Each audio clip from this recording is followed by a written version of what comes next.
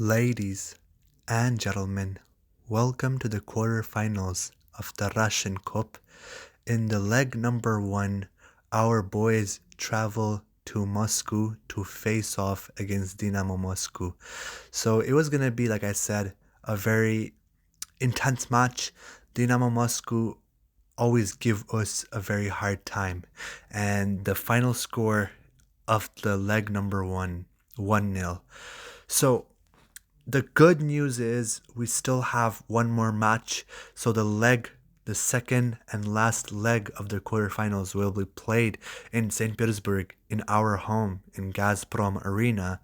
But the bad news is we are down one goal. So we're gonna have to score at least 2-3 goals, but it also depends on Dynamo Moscow, how well do they play, and we're gonna have to defend hard, but we need a lot of goals, depending on what type of offense that Dynamo Moscow will bring on us. Because let's say, for example, if we're down 1-0 and then Dynamo Moscow come at home and they scored, like let's say 2-3 more goals, then we're gonna have to score more goals than them, and it's gonna be a big fight at home. So we put ourselves into a lot of pressure, and it's gonna be a lot of pressure for us at home. And my reaction to this match, we played really really horribly. I'm gonna be really strictly honest here. I love Zenit. I will always have good words for my club, and at the end of the day, I have just lots of love for Zenit. It's part of my life now. I every time I get the chance to, I always watch the matches. But today's performance was disgraceful. It was disgraceful. I did not know. I don't understand what we done, honestly, because we had no offensive strength. We don't have passion in the club. I don't understand what do we need to do. Ivan Sergeyev, Wilson Isidore, Andrei Mastavoy, like they were all they didn't know what they were doing. Like there was no pressure. And also in the match, the Dynamo Moscow also got a red card. I think it was around the 50th or the 60th minute. So we had the chance to at least equalize, but we just had no ambition in the match. Now, I totally understand that it was a very cold match, a lot of cold air. It's winter now, and I could have seen the match that our lads, our boys, they had the cold air in their lungs, and it was a tough match mentally and physically. But this is what football is all about. It's not an excuse.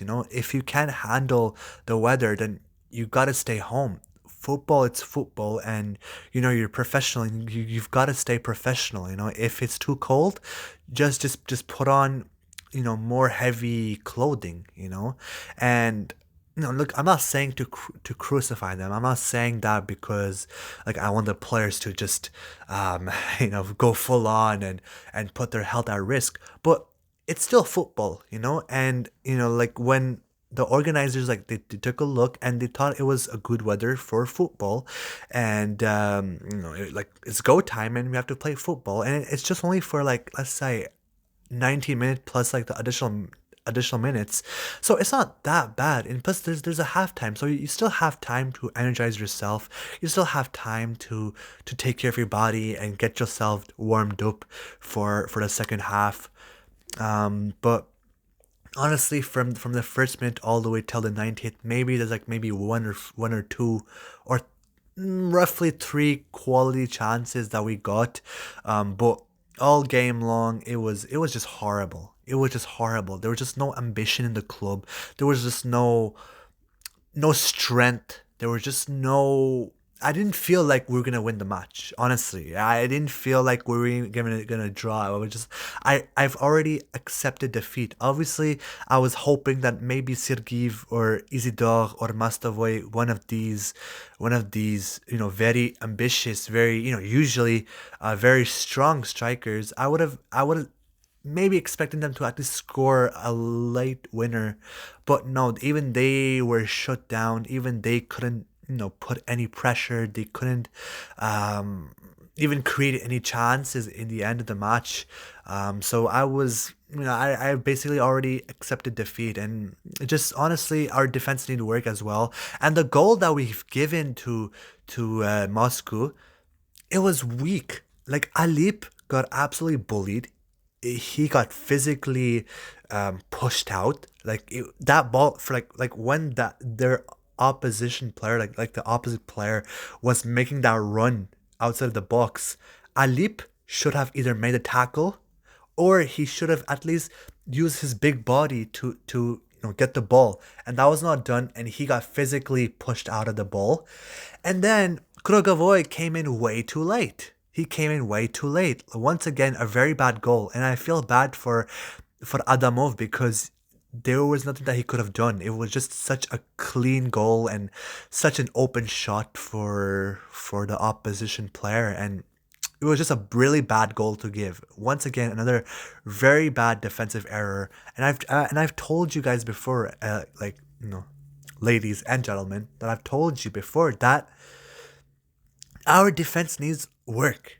There's just no structure. There's just no passion in that defense. Like every single match there's an issue. Every single match there's disaster or there's a soft goal. Even when we win, we always give away bad goals. It's just that the only difference between today and the matches that we always struggle in is that often we often win those matches, right? So then the issue of our defense gets fixed and it gets overlooked because obviously we got the 3 points and we won. But what happens is now that we lose, now it's so clear that our defense is a point of struggle. So honestly, it needs a lot of work. I think at this point, at this stage, we really need to give chances to our youngsters, guys like Robert Renan, and we need to really focus on buying new players to strengthen our defense because nothing is really working. I love Krugavoy, I love Alip, but I must say this goal was such a bad goal given by both of them, and they were 100% responsible for that one. If they only just did a simple job, just doing their responsibility and taking care of their job, it would have not have been a goal. It would have been a really, really hard shot by the opposition. But just because of their big mistake, a goal was given so easily. So now it's gonna cost us. Now we're gonna have to work hard to get back into the quarterfinals, and we're gonna need to come home and fight hard and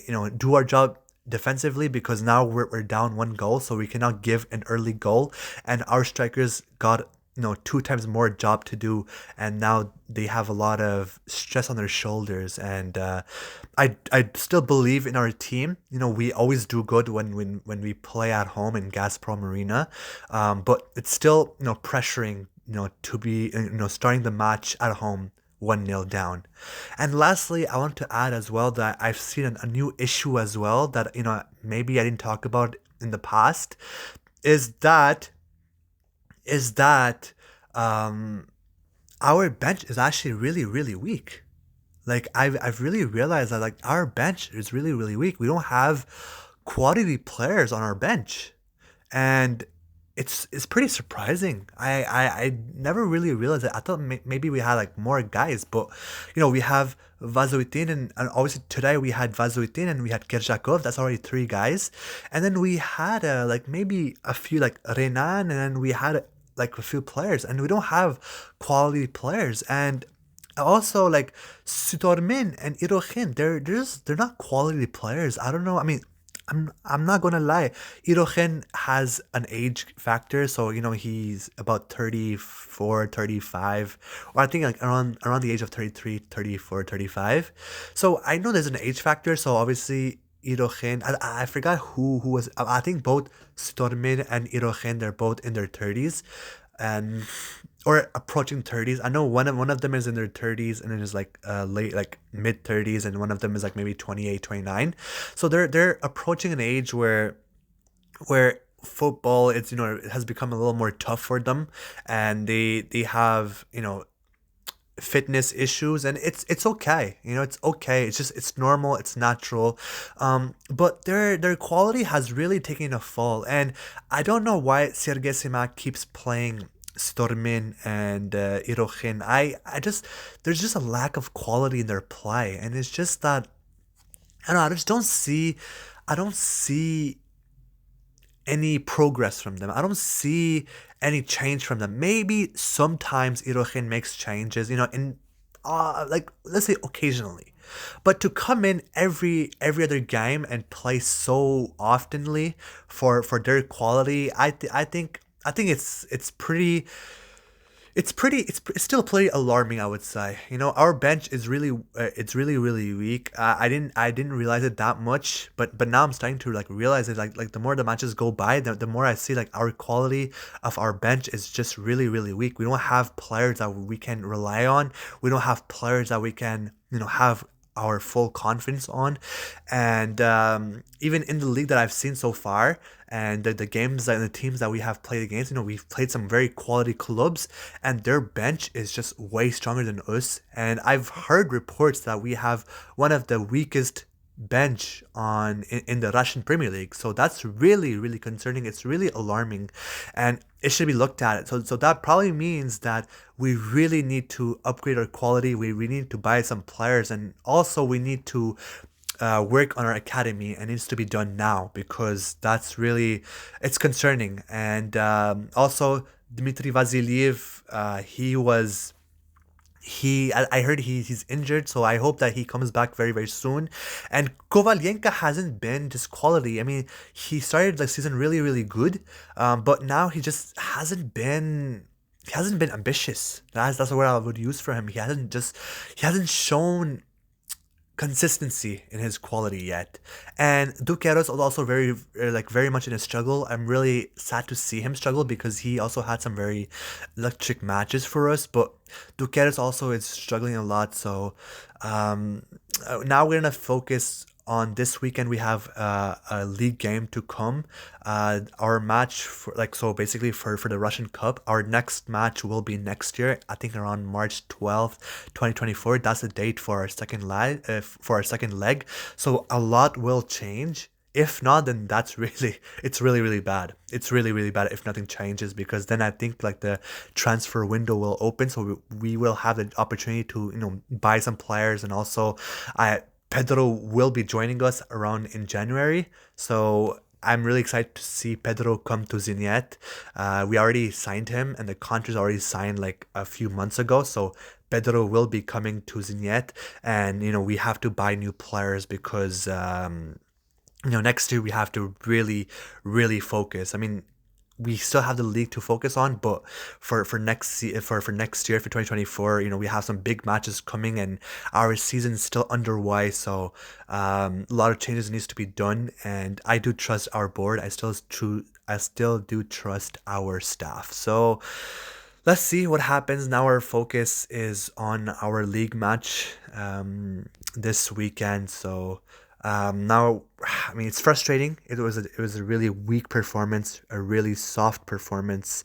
Very, I mean, I would say disgraceful. Just really big lack of quality. No bench, and now we're gonna just stay focused on next match. And there's no other way. There's no other reason to be talking more than that, I suppose. So let's just focus on next match and see how our season goes. I'm personally not that ambitious on the season. I love Zenit, but I don't really have confidence in the squad like I had in the beginning of the season. I feel like there's like a lack of quality, but we'll see how it goes. I'm just basically going on the sea with like a really, unreliable boat. That's my feeling at the moment for Zenit. But I still love my boys. I still love our squad. I still love Sergei Simak. But the culture has taken a really big fall, and there's just The mentality is fucking shit. The mentality is absolutely fucking shit. That I'm not gonna lie to you. I'm really not happy with that. So let's just focus on next match. So spasiba to all. Spasiba for watching my video. I wish you all a good night. Take care, everybody. Bye bye.